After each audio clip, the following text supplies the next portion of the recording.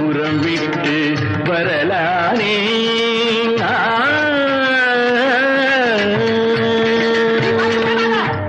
அவனை உட்கார சொல்லு, வேஷத்தை நீ கட்டு.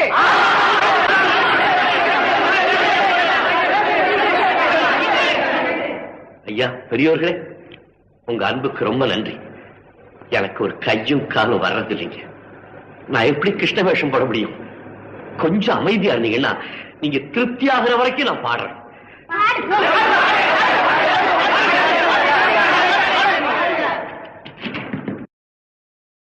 கன்று குரல் தேடி வரும் பசுவானே, நான் பண்டரி புறம் விட்டு வரலானே. மாணிக்க தேர் கொண்டு தரலானே.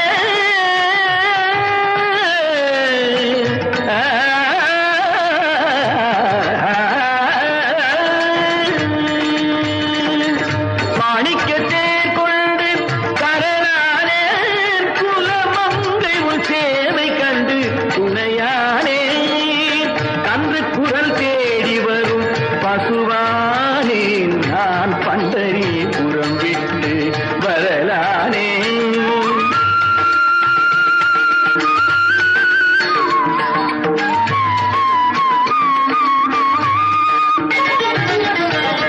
கண்ணனை நினைத்தாக்கு துயரில்லை, அவர் கர்மத்தில் ஒரு நாளும் தவறில்லை. எங்கெங்கும் எப்போதும் இருப்பவன் நான், என்ற ஏழையின் குரல் கேட்டும் வருபவன் நான். கொடுமையில் மனம் வாடும் குலமகளே, நான் கோவிலுடன் இங்கு வந்தேன் திருமகளே. கோவிலுடன் இங்கு வந்தேன் திருமகளே. கன்று குரல் தேடி வரும் பசுவானே, நான் பண்டரி புறம் விட்டு வரலானே. ஆஹா, என்ன பிரமாதம்! Once more, once more. என்னடா ரசிக்கிற? என்ன விட அவன் பெரிய நடிகனோ? நீ சொன்னாலும் சொல்லாட்டியும் அவன் அதுக்குன்னே பிறந்த வந்தான்டா. என்னடா பெருசா அப்படி நடிச்சுட்டான்? பணம் கொடுத்து ஆள் வச்சு கை தட்டி பேர் எடுக்கிறவன் நீ. ஆனா அவன் தன் நடிப்பால நாட்டுல துடிப்பு ஏற்படுத்தணும் அந்த ராஜு.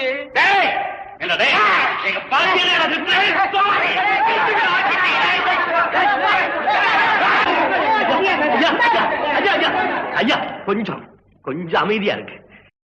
என் ரசிகர்களை விட என் விரோதிகளுக்குத்தான் அதிக மதிப்பு கொடுத்தேன். ஏன் தெரியுமா?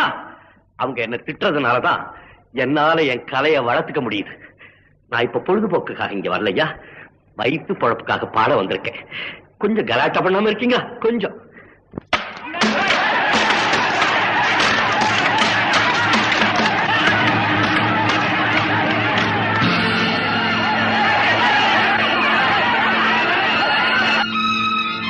கலைஞனையும் கலையையும் பொக்கிஷமா நினைக்கிற இந்த நாட்டுல இந்த நிலைமை வந்துருச்சா?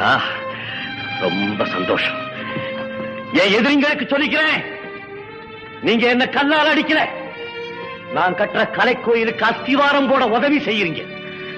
எதிர்ப்புல நீங்க எரியிற சாணத்தை எல்லாம் எருவா போட்டு அதுல வளர்த்த கலை என் கலை.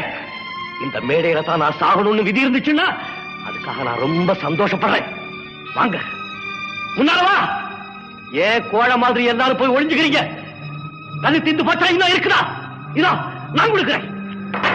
இதோ